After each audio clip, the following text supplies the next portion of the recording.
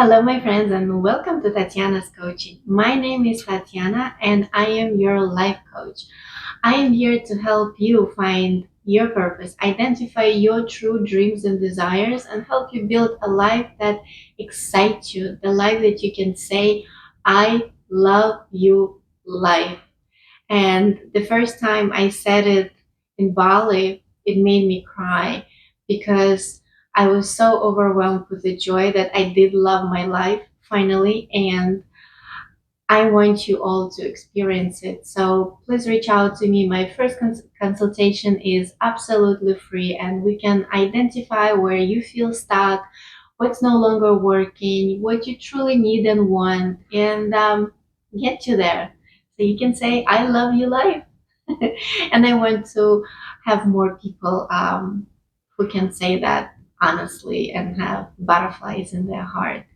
And if you're new to my channel, you like my videos, please subscribe and like this video. It will mean the world to me because I am sharing all of my knowledge and experiences and messages from my heart to your heart. And I'm trying to improve people's lives and guide the way, how some people guided me. And by showing your support, by liking and subscribing, you will show me that I am doing the right thing. Thank you, thank you, thank you. And today I have a new video for you. Let me start with a set of questions to see if you can relate. Raise your hand or say I, like Tony Robbins would say, if you reread the email 500 times before you send it to 100 recipients. How do you say it? Um, and your palms are sweating and you're like all nervous and you change it 300 times to make it perfect, and then you hit send and your heart sinks and then you find a mistake in it and you're like, oh my gosh. Or have you baked two pies for a party because the first one was not perfect? Yes, that's me. Or have you worked on a project for so long trying to perfect it that you actually missed the deadline? Say I. I think if I can continue with all of these questions, I'm going to become a Hindu goddess with a ton of hands. Well, though my manicures would be extremely expensive. But again, where I'm going, the common thread between the questions that I just asked, and if you raised your hand and said I, you are a perfectionist, or you have perfectionist tendencies. You know, everyone is perfectionist in to a degree. Some people take it to the next level. I think I was like taking it really, really to the next level. Now I'm learning and I'm applying my own strategies, uh, how to manage it and how to see the positives in it. So when you are a perfectionist, what is a perfectionist? Perfectionism is striving for excellence, for to be flawless, to be amazing, to be perfect, to be 200%. And on one hand, it's good because you set your goals, you set high goals, you are striving to achieve them, and you're learning, and it's great. But when we take it a little bit too far, when it starts actually hinging your productivity, your creativity starts paralyzing you with like, oh, if I do this, it's not perfect, then it's already crossing that line when it becomes unhealthy. So our task is kind of know what is working for us, what is actually helping us grow and helping us become better versions of ourselves, or when it's too much. Because if we think about it, perfectionist perfectionism is subjective concept. It's not objective. Like to someone, whatever you've done on a project will be absolutely amazing to you. It's like, oh no, no, no, I need to do like to add this and this and that. So it's very subjective. Nature in itself is not perfect. Nothing in nature is perfect. Even if you see symmetrical leaves and flowers, it's still, there's still a deviation. The only, I think, perfect thing, and correct me if I'm wrong, is math. But math was created by people. So it does not exist in nature, and the whole universe is structure and chaos. So merged together, it's not perfect. So there's absolutely no point to be perfect, because perfect is unnatural. You are part of nature, and nature is imperfect, so you don't have to be perfect. And perfection is subjective. So there is absolutely no point of driving yourself crazy trying to be perfect. Did it make sense? And actually, most of my clients are people whose life looks perfect on the outside. He or she is a mother or father. They have this career. They're involved in charity works. They're good people, good neighbors. They're fit. They eat well. Like everything looks perfect about them. They're so unhappy, deeply unhappy, burnt out, just striving to support that image of perfection. But does it make them happy? Does it bring joy to life? Does it enrich their life in any way? No.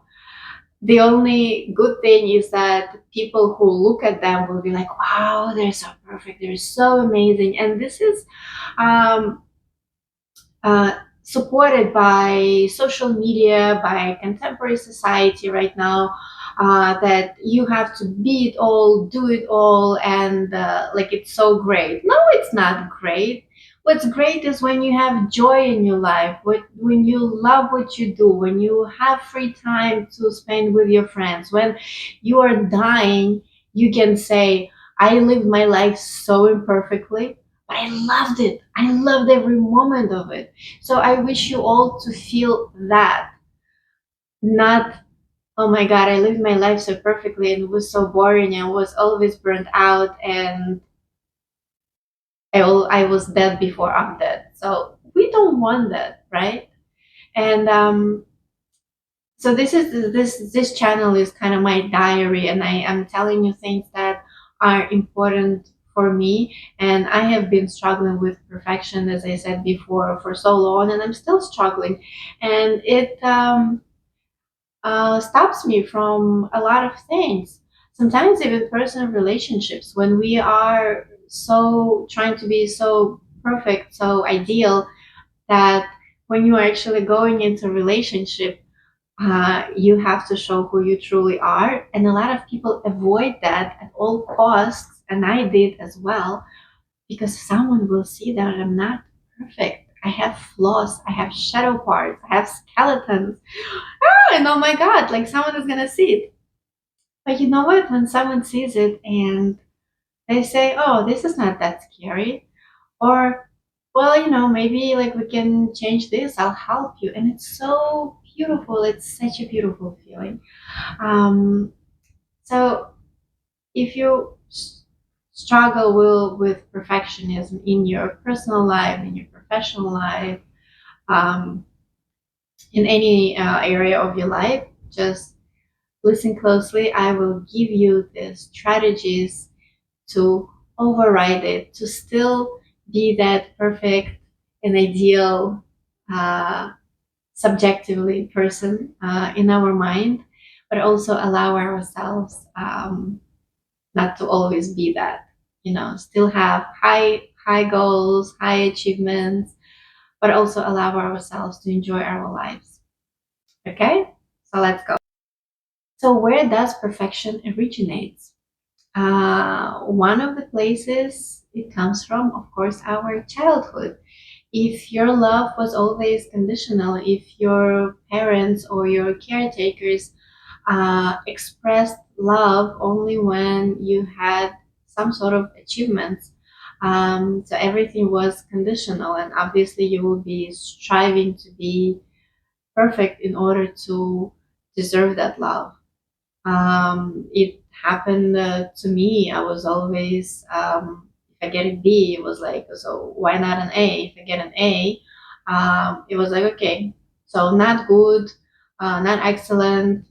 So I always had to get A plus, two A's, more and more and more in order to get a little bit of that love, even though my parents loved me and they love me now and we have great relationship, but that's how they knew how to express it. They wanted me to be a better version of myself, always striving to be better.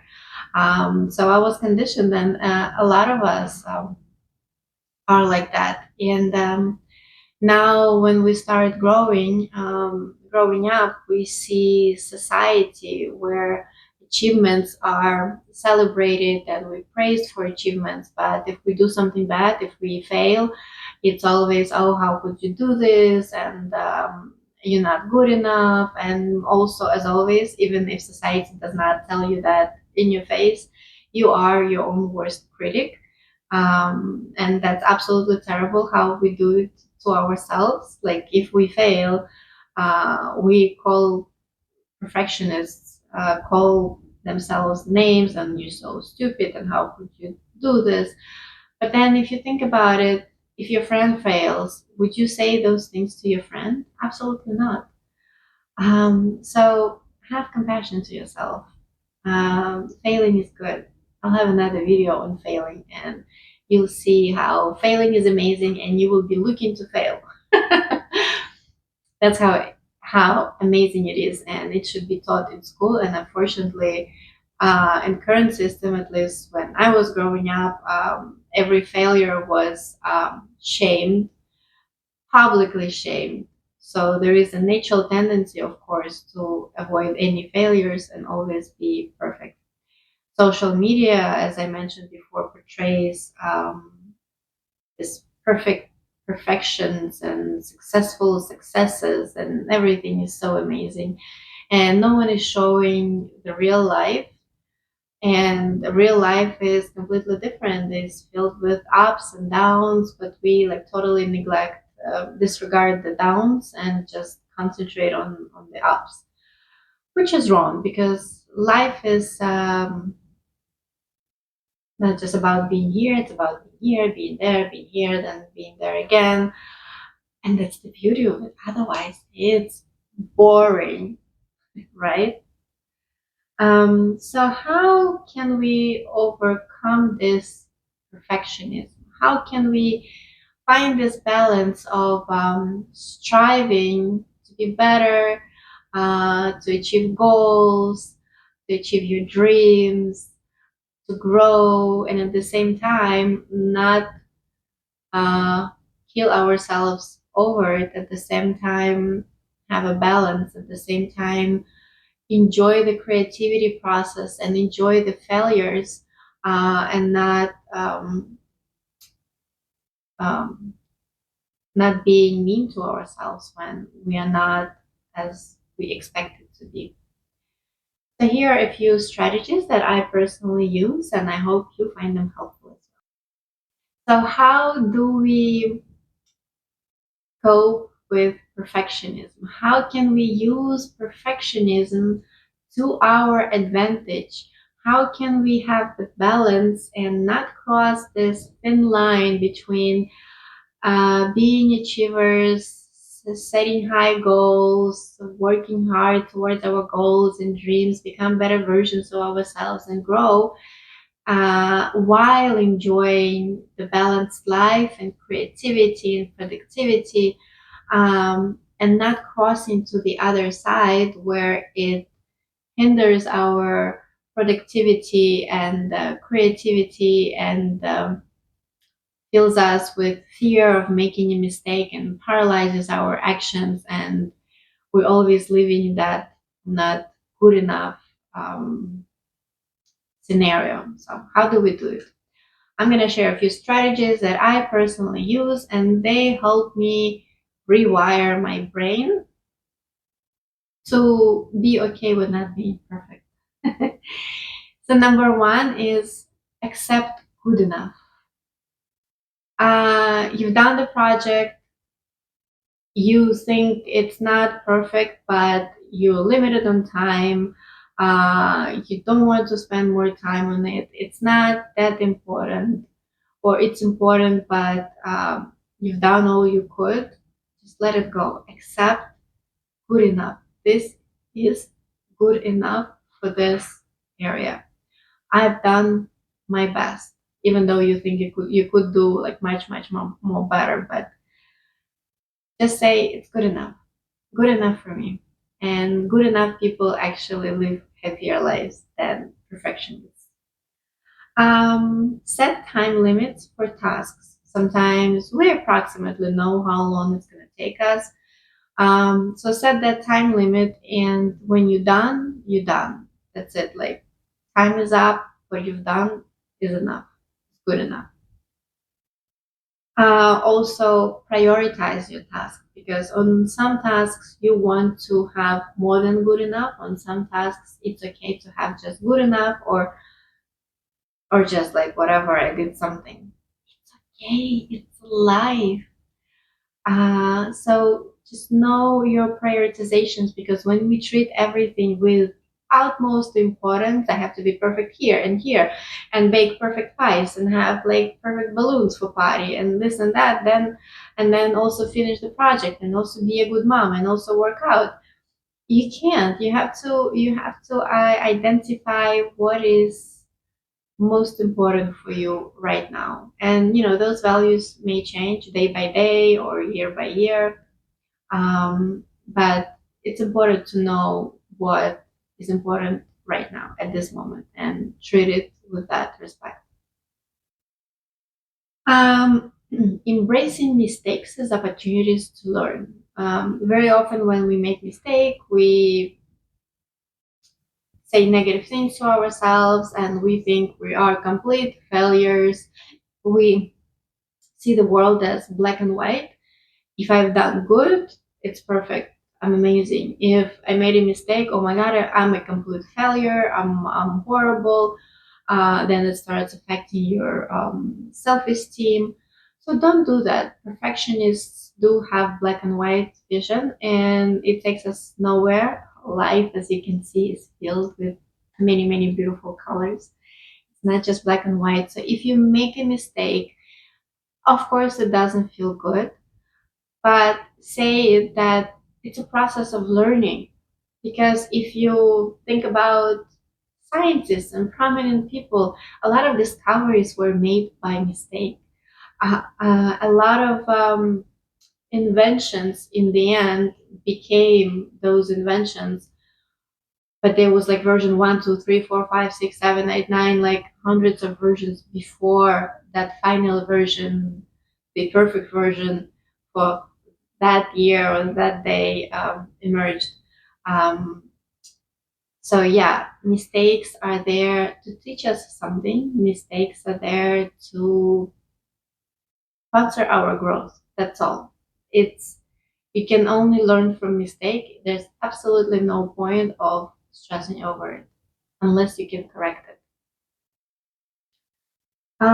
Set clear and realistic goals.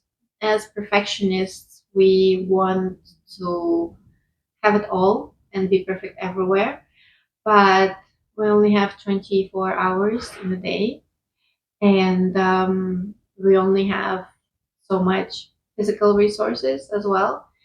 So you have to think in those terms, and have goals that are actually um, achievable and realistic for the day, for the year, or like any period of time. Um, Next one is one of my favorite things. Embrace the process rather than end result. And I talked about it before. We always rushing towards the end, like I want to finish this project. I want to make this amount of money. I want to have family and kids. I want this and that. And we go basically from one goal to another, to another, to another. But what is the end goal of life? The end goal, I mean, it's not a goal, but what is the ending of life is ending of life. You're going to die. Are we rushing to die? No. So why are we here? To enjoy life, enjoy the process, not just jump from one goal to another and forget to live.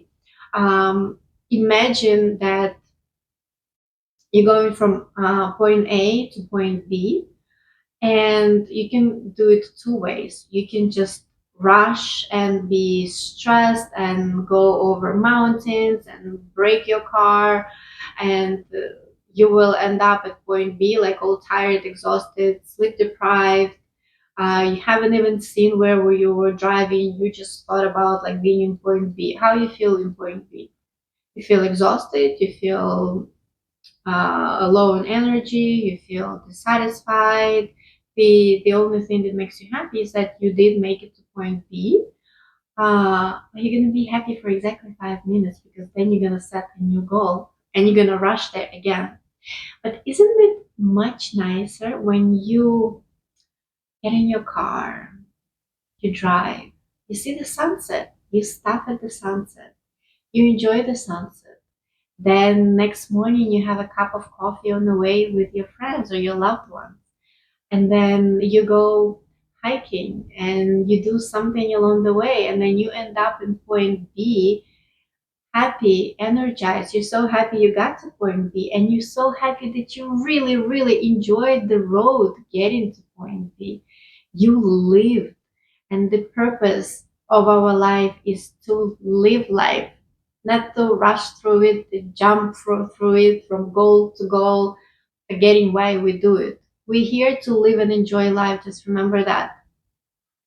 So, back to the point, enjoy the process. The end goal, perfect or not, will still be there and you will get there. It's just a matter how. It's your choice. Um, and last one, but also very important one, celebrate all of your achievements, small and big ones. We tend to concentrate and celebrate big achievements, and then of course we're like, okay, this is done. Let's get to the next one. This is what I used to do. Um, but we also forget about small ones, like the small baby step that you did. For instance, you want to be a YouTuber. You made a first video. Okay, you didn't post it yet, but you already made it. Or you have an idea. You started writing a script, or you got a camera stand for yourself. Like you name it, little things, baby steps. Those are your little achievements. Those are your guiding lights on your path where you're going. They're giving you joy and pleasure. And every time you make that little step, don't say like, "Oh, okay, I've done it. Let's what's next." Pause, take a breath, and say, "Oh, I'm so good. Oh, I'm so amazing. Oh, I've done it. I've done this like little baby step, and I'm so proud of myself, and I feel so good right now. And what else I can do?" And then you get to the next baby step, and you're like, "Oh, woo, woo," you're celebrating it again, and your life becomes all about celebration, not about goal chasing and like killing yourself and like dying on the way. No, it's about enjoying it, celebrating it, like seeing how much better you become. And if you fail on the way, you're like, oh, okay, so what's the lesson? If this didn't work, how can I do it better? What is the other way I can do it? So these are a few strategies that help me fight my perfectionism. I'm still a perfectionist in a lot of ways, and I have a whole life to work with it, and I have a whole life to use it to my advantage and just see where I am crossing that line and pull myself back. I think the most important thing when we're dealing with perfectionism or any other struggles that we may have, something that prevents us from living a fulfilling life, is self awareness. this is like the biggest step to changing your life and changing who you are. When you are aware of why you're doing this or that you're doing something that doesn't work for you, then you can take steps to change it. And the most important thing, I think for me, that the most important realization is that you don't have to be who you were a year ago. You don't have to be defined by your childhood, by society, by who you were yesterday. You can change. You can literally change who you are by baby steps, by taking small actionable steps. You will be rewiring your brain, and you know our body changes. In Vipassana, in Buddhism, they teach us that you are not who you are a millisecond ago, because you consist of like so many molecules and organism, and everything changes in like that speed of light. So you already not who you are a second ago. You're a different person. You don't have to be defined by that. You don't have to be defined by your trauma. You don't have to be defined by your perfectionism. You don't have to be defined by your other negative habits. You can always change who you are. It only takes self awareness.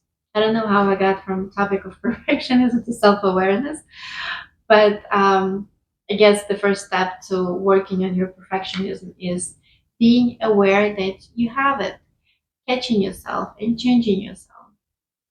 Hope this was helpful. If it was, please like, share, and subscribe. I want to see you in my family of subscribers. Let's create a beautiful community of self aware people who want to create love so we can say, I love you, life. Till next time.